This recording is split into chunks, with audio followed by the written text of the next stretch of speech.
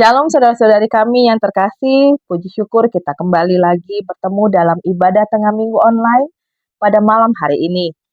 Tayang premier setiap hari Selasa dan Kamis pukul 19 waktu Indonesia bagian Barat. Kami berharap ibadah ini boleh mendatangkan sukacita bagi kita semua. Bapak, Ibu, dan saudara-saudari kami yang terkasih, tentu setiap dari kita sering merasa khawatir akan hidup kita. Khawatir akan anak-anak kita, khawatir akan kesehatan kita, masa depan kita, pekerjaan kita, dan lain sebagainya.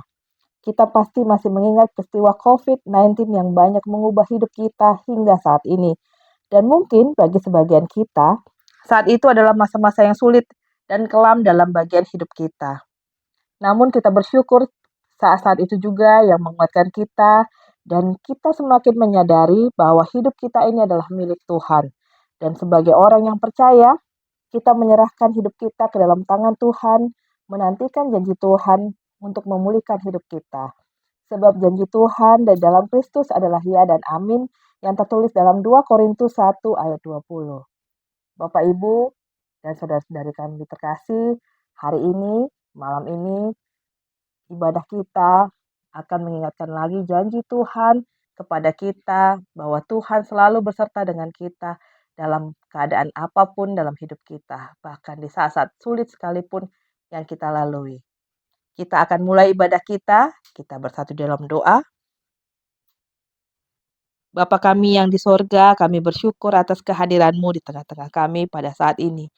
Kami datang kepadamu dengan hati yang tulus dan penuh hormat. Terima kasih Tuhan atas kasih setia-Mu yang tak berkesudahan dan atas anugerah hidup yang Engkau berikan kepada kami. Hari ini kami berkumpul di hadapan-Mu untuk memuji dan menyembah-Mu. Kami memulai ibadah ini dengan rendah hati, menyadari bahwa Engkau adalah Allah yang Maha Kuasa, yang layak menerima segala kemuliaan, hormat, dan pujian dari hati kami. Ya Tuhan, hari-hari ini begitu banyak cobaan dan rintangan yang kami hadapi, bahkan sering terasa begitu berat. Berulang kali kesulitan yang kami hadapi hendak merobohkan iman kami. Namun kami percaya bahwa Engkaulah Tuhan Allah kami, yang Maha Perkasa, benteng kami yang kokoh, pelindung kami di saat badai datang. Tuntunlah kami ya Tuhan melalui Roh-Mu yang kudus, agar kami dapat menjalani hidup ini dengan penuh iman dan ketaatan kepadamu. Meskipun segala sesuatu terasa sulit, Engkau adalah sumber kekuatan kami. Dan kami percaya bahwa denganmu kami dapat mengatasi segala sesuatu. Bapa kami juga memohon agar Engkau memberkati Bapak Pendeta Reynold Gultom, urapi Tuhan dan berilah kebijaksanaan untuk dapat melayani-Mu Tuhan sesuai dengan kehendak-Mu. Begitu juga Tuhan dengan keluarga Bapak Pendeta, Engkaulah yang menyertai mereka dimanapun mereka saja ada saat ini. Terima kasih Bapa, karena Engkau mendengarkan doa kami. Kami percaya bahwa Engkau akan memimpin kami melalui ibadah ini dan memberkati kami dengan kasih-Mu. Terima kasih Tuhan Yesus, dalam nama-Mu kami berdoa dan mengucap syukur. Amin.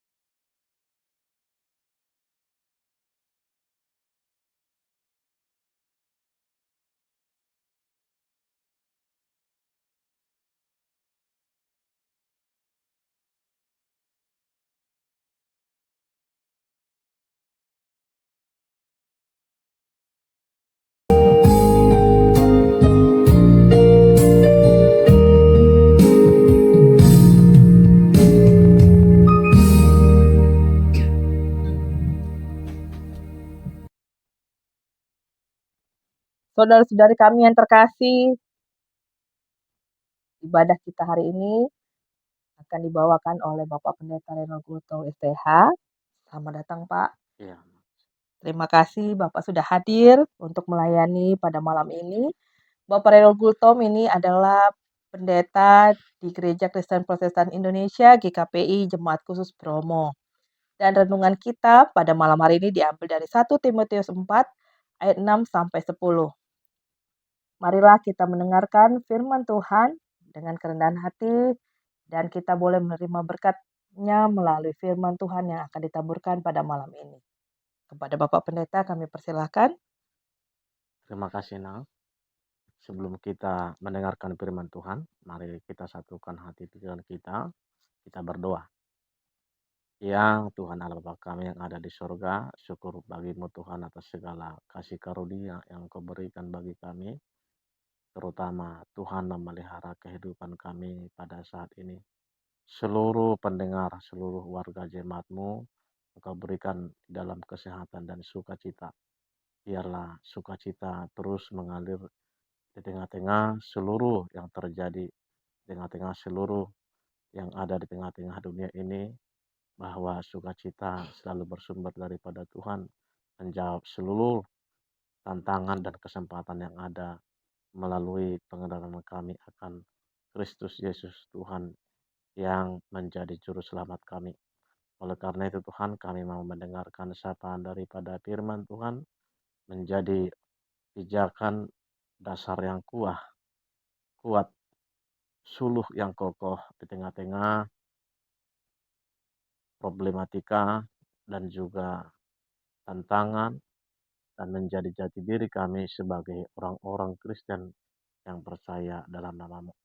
Terima kasih Tuhan, inilah doa kami menjadi topik pada hari ini. Berkati hamba-Mu yang boleh menyampaikan firman Tuhan. Damai sejahtera Allah yang melampaui segala akal, itulah kiranya memelihara hatimu dalam Kristus Yesus Tuhan kita. Amin. Nah, Shalom Bapak Ibu Saudara-saudari, firman Tuhan yang menjadi khotbah atau renungan pada saat ini diambil dari 1 Timotius pasalnya yang keempat, dimulainya dari ayatnya yang ke-6 sampai dengan ayat yang ke-10. Demikian firman Tuhan. Dengan selalu mengingatkan hal-hal itu kepada saudara-saudara kita, engkau akan menjadi seorang pelayan Kristus Yesus yang baik, terdidik dalam soal-soal pokok iman kita dan dalam ajaran sehat yang telah kau ikuti selama ini.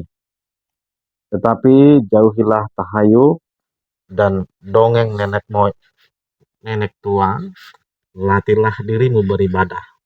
Latihan badani terbatas gunanya, tetapi ibadah itu berguna dalam segala hal.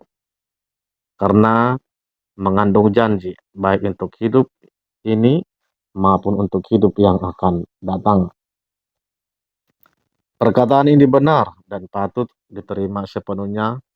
Itulah sebabnya kita berjerih payah dan berjuang karena kita menaruh pengharapan kita kepada Allah yang hidup, juru selamat semua manusia, terutama mereka yang percaya.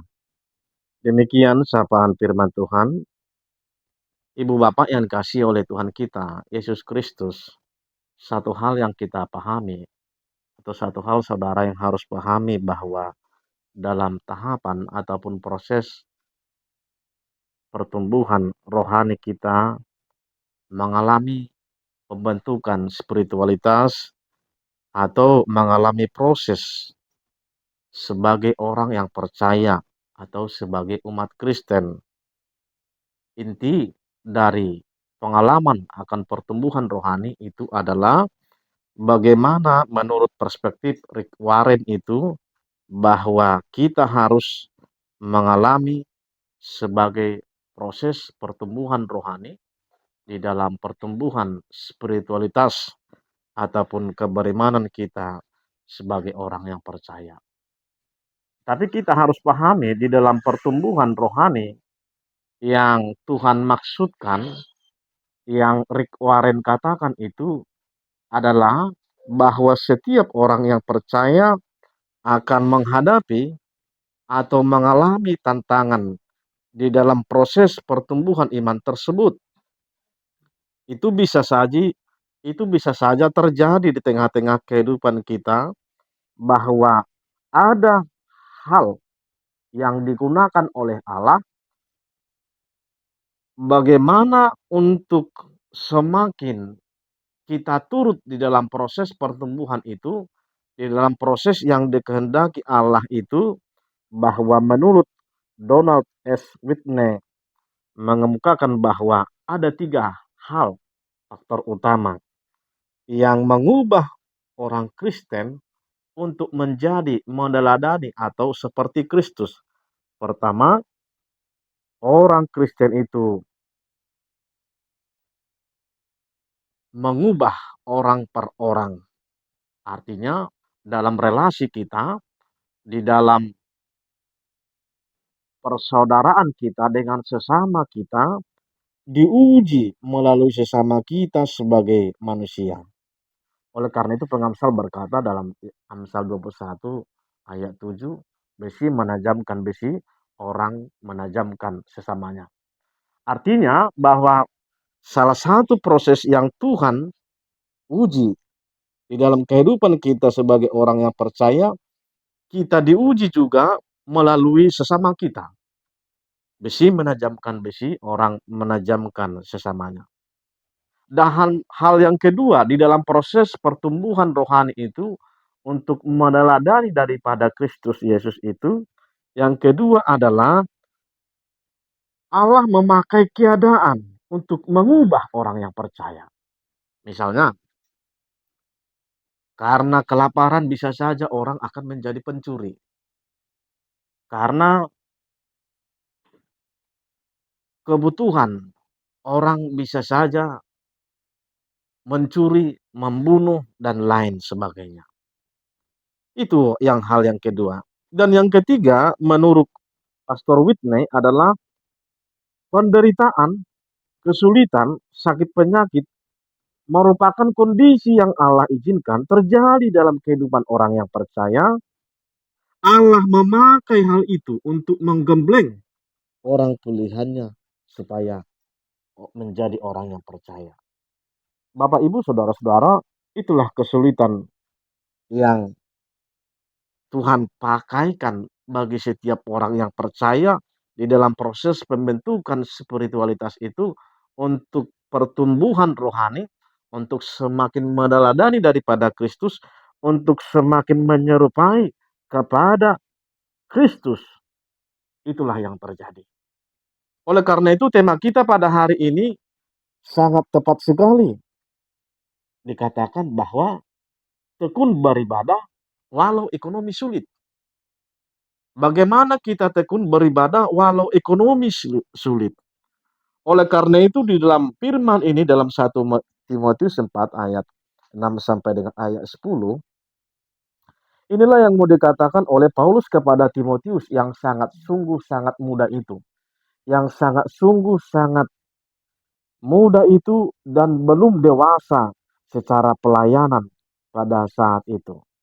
Paulus mengingatkan kepada Timotius, sekalipun ia masih muda, sekalipun sepak terjangnya sebagai pelayan belum begitu berpengalaman, belum begitu banyak, tetapi Paulus mengingatkan supaya dia mau melatih dirinya, mau melatih rohaninya, mau melatih badannya untuk selalu tekun beribadah, untuk selalu tekun untuk mendisiplinkan diri dalam beribadah sebagai wahana atau sebagai wadah untuk pertumbuhan rohani kita.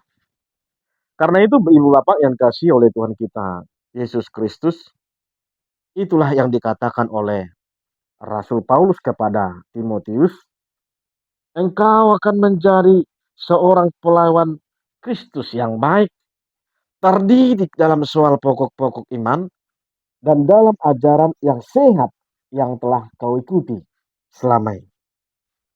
Dan ini mau dikatakan Rasul Paulus kepada Timotius sebagai anak rohani daripada Paulus itu supaya meneladani Kristus, mencontoh pelayanan Paulus itu menjadi teladan bagaimana pertumbuhan rohani itu ada di dalam Rasul atau Timotius ini, karena dia firman yang disampaikan oleh Tuhan melalui Rasul Paulus mengandung janji, sehingga dia harus melatih diri di dalam beribadah. Bapak Ibu saudara-saudari yang dikasihi Tuhan Yesus Kristus, latihlah dirimu beribadah, tekun beribadah, mendisiplinkan diri beribadah sungguh sangat relevan pada saat ini.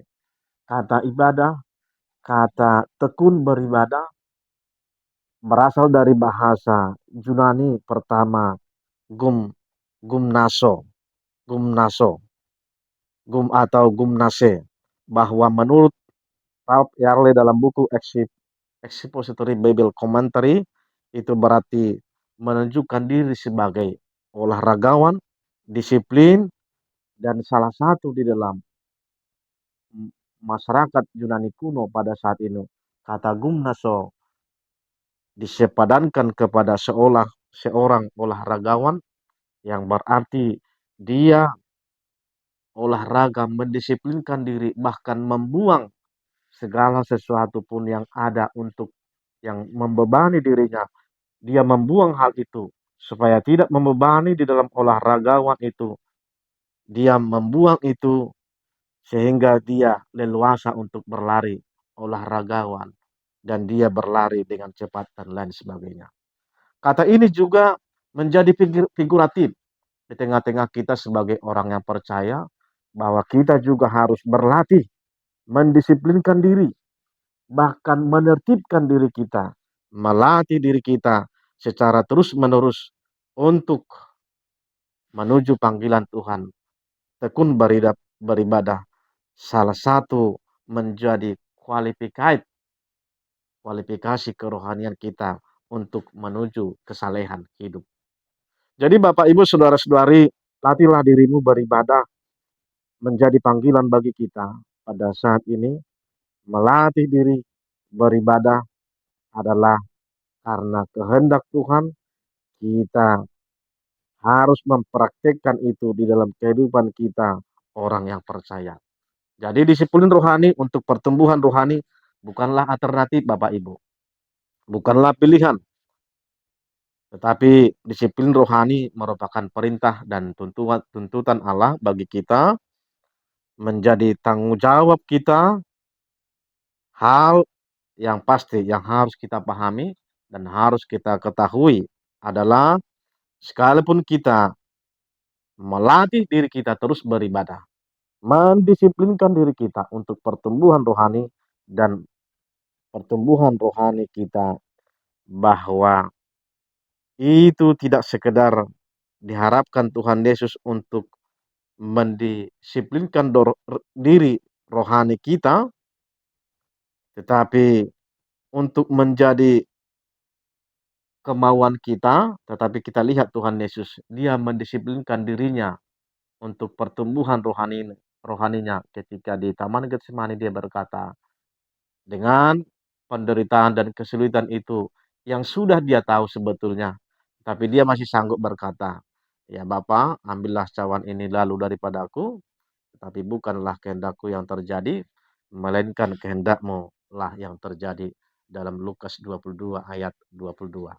Jadi yang mau saya katakan adalah bahwa setiap orang yang percaya, yang menekunkan diri beribadah, yang ingin mendisiplinkan diri beribadah untuk pertumbuhan rohani, tidak terlepas dari tantangan, tidak terlepas dari kesulitan, tidak terlepas dari segala sesuatu yang menggoda, bahkan yang merongrong kerohanian kita, merongrong kesalehan hidup kita.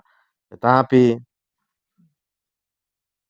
Tuhan menurut Bapaknya membuka hatinya. Dia menaati Bapaknya hingga kayu salib. Dia taat sampai akhir. Demikian juga kehidupan kita seperti itu menjadi teladan. Apa yang telah diteladankan oleh Tuhan Yesus menjadi teladan bagi kita, Bapak Ibu. Oleh karena itu dalam ayat 8 dikatakan, latihan badani terbatas gunanya, tetapi ibadah itu berguna dalam segala hal, karena mengandung janji untuk hidup ini maupun untuk hidup yang akan datang. Karena itu, Ibu Bapak yang dikasihi oleh Tuhan kita Yesus Kristus, sejatinya kita sebagai orang yang percaya harus mampu merespon dan harus mampu bertanggung jawab. Respon adalah kemampuan menjawab panggilan Allah, dan ability adalah kemampuan kita memberi respon terhadap Tuhan Allah di tengah-tengah kehidupan kita, untuk selalu tekun beribadah, untuk selalu menumbuh kembangkan pertumbuhan rohani kita, supaya kualifikat menjadi mendapatkan kesalehan yang daripada Tuhan di dalam kehidupan kita. Maka janganlah keluar ataupun keluar dari tempat peribadahan kita, tetaplah kita tekun menjalankan disiplin rohani sebagai olahragawan yang sejati. Aneka ragam kehidupan itu kita bisa menggarami, menjadi garam dan terang dunia di tengah-tengah kehidupan kita. Oleh karena itu, Ibu Bapak yang kasih oleh Tuhan kita Yesus Kristus, disiplin rohani, latihlah dirimu beribadah, merupakan panggilan yang terus-menerus, yang harus kita praktekkan, harus berulang-ulang, tidak cukup hanya dilakukan satu kali saja. Disiplin rohani harus melatih hidup kita beribadah, adalah tindakan seumur hidup sampai Tuhan memanggil kita sebagai orang yang percaya. Tidak filial, tidak terpisah, tapi ter, harus untuk selamanya, tidak terpisah. Bagaimana panggilan kita untuk tekun beribadah, sekalipun di tengah-tengah tantangan dan kesulitan ataupun ekonomi yang sangat sulit. Kita harus sebagai orang Kristen yang sejati harus bertarung, berjuang hingga sampai akhir di tengah-tengah kehidupan kita. Karena itu, janganlah kita mengabaikan tanggung jawab kita sebagai orang yang percaya, dan kita abai terhadap ibadah, peribadahan, baik dilaksanakan di gereja kita, di tengah-tengah ibadah tengah minggu kita, ibadah kategorial kita, pemuda, dan lain sebagainya. Jangan pernah kita abai terhadap ibadah yang kita lakukan setiap hari, karena itu pasti menunjukkan bagaimana kita semakin qualified menjadi serupa dengan Kristus, memenuhi karakteristik rohani daripada Kristus, supaya apapun, corak apapun yang di tengah-tengah kehidupan kita, sebagai orang yang percaya tahu bahwa ibadah itu bukan alternatif, ibadah itu bukan pilihan, tetapi mau di dalam sukacita, mau di dalam duka cita sekalipun, kita harus tetap menjadi tekun beribadah di tengah-tengah kehidupan kita sebagai orang yang percaya. Untuk itulah panggilan kita, Bapak Ibu, saudara-saudari, bahwa sama seperti bertani, sama seperti seorang petani, dia menanam padi, dia menunggu selama 3 bulan supaya padinya mengeluarkan bulir-bulir daripada hasil pertaniannya. Demikian juga kita, setiap orang yang percaya mendisiplinkan rohani, kita tidak pernah bisa memaksa Tuhan sesuai dengan keinginan kita, sesuai dengan kehendak kita. Tetapi kita mengikuti proses seperti seorang petani itu. Kita sabar menunggu janji Tuhan melalui doa, melalui ibadah, melalui nyanyian kita. Pendek katanya, kita memerlukan waktu untuk menghasilkan biji-biji dari Tuhan, untuk menghasilkan berkat-berkat Tuhan berlaku di dalam disiplin, di dalam ketekunan kita, menjalankan ibadah kita, menumbuh kembangkan pertumbuhan rohani kita, supaya semakin bertumbuh dan supaya berbuah oleh karena berkat Tuhan di tengah-tengah kehidupan kita. Karena itu yang berikut, di dalam pertumbuhan rohani itu supaya kualifikasi dalam kesalehan hidup, bahwa kita di dalam proses itu menuju kesalehan, bahwa ibadah, ketekunan beribadah memiliki tujuan yang sangat jelas, yaitu kesalehan untuk hidup, menunjukkan kualifikasi seorang kita yang semakin serupa dengan Kristus. Serupa dengan Kristus berarti meneladani Kristus, meneladani daripada karakteristik daripada Kristus, artinya membiarkan Kristus tinggal di dalam hati kita, menjadi juru selamat kita, kita tinggal di dalam Dia. Keserupaan dengan Kristus berarti membiarkan Kristus itu tinggal di tengah-tengah hati kita, membiarkan karakter Kristus itu hidup di dalam kita, seperti yang tertulis dalam buah-buah roh itu, Galatia 5 ayat 22 ayat sampai 23, ada kemurah hatian, kesabaran, kelemah lembutan, menjadi berbuah di tengah-tengah kehidupan kita. Hal yang pasti itu karena pertumbuhan rohani kita yang semakin dekat dengan Tuhan.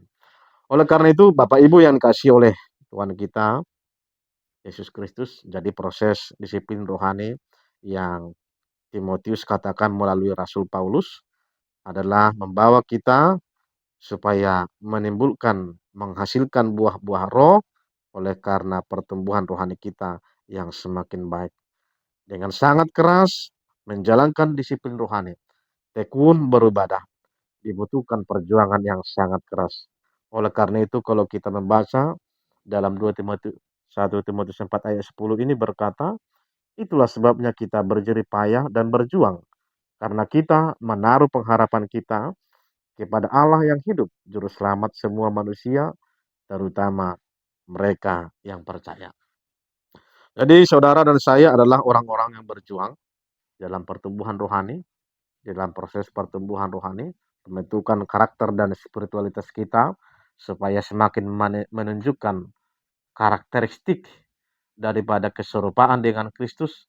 Keserupaan dan dengan Kristus seperti yang saya sampaikan tadi adalah menghadirkan Kristus ada dalam hati kita, menerima Kristus Yesus sebagai juru selamat hidup kita, maka perjuangan itu, menaruh pengharapan itu tentu kepada Allah yang hidup, kepada di dalam Kristus Yesus di tengah-tengah kehidupan kita. Karena itu, sekalipun banyak tantangan, banyak cobaan, terutama di dalam masa-masa belakangan ini, saya mendengar bahwa jemaat-jemaat rata-rata berkata setelah COVID-19 pada beberapa tahun yang lalu, sekarang saat inilah yang menjadi uh, hasil daripada COVID-19 itu yang sungguh sangat uh, membawa kita semuanya kepada kekhawatiran, berdampak sekali. Tetapi kalau kita beranjak dari nas ini, tekun beribadah, walau ekonomi sulit menantang saudara dan saya, kita harus tekun beribadah, menjalankan disiplin rohani. Untuk pertumbuhan rohani kita harus menunjukkan kualifikasi kualifikasi kita sebagai orang yang percaya, semakin menunjukkan supaya kita bisa bertumbuh, menunjukkan kualifikasi kita sebagai orang yang percaya dan dalam pertumbuhan rohani, sekalipun di tengah-tengah tantangan itu, saudara dan saya tetap bertahan di dalam pengharapan kita dan iman kita kepada Kristus Yesus Tuhan kita. Karena itu, untuk menjawab tantangan ini dalam tataran teologis, saya mau berkata dalam pergumulan kita, Allah tidak akan membiarkan kita sendirian dalam bergumul. Sebab imam besar yang kita imani, yaitu Yesus Kristus, bukanlah imam besar yang tidak dapat turut merasakan kelemahan-kelemahanmu. Kelemahan saya, kelemahan saudara, tetapi imam besar yang kita percayai, yaitu Yesus Kristus itu yang memahami, yang turut merasakan kelemahan-kelemahan kita, sebaliknya sama dengan kita. Ia telah dicobai, tetapi ia tidak berbuat dosa. Dalam Ibrani 4 ayat 15 sampai 16. Karena itu saya juga berharap demikian kepada kita sekalian, bahwa imam besar yang kita percayai, yaitu Yesus Kristus itu sendiri, itulah teman kita, itulah sahabat kita, itulah pegangan kita, itulah gembala kita untuk kuat semangat menghadapi dan keluar dari kesulitan-kesulitan kita. Kalau sekalipun berdasar secara ekonomi, sekalipun berdasar secara perkembangan saat ini, tetapi imam besar yang saudara percayai dan saya, dia memahami, dia merasakan kelemahan-kelemahan kita, sebaliknya ia telah dicobai dan tidak berbuat dosa. Karena itu, di dalam tantangan sekalipun saat ini, janganlah kita berbuat dosa, melakukan yang paling melukai hati daripada Tuhan, dalam arti melakukan dosa yang sangat besar kepada Tuhan, atau melakukan dosa yang tidak sesuai dengan kehendak Tuhan.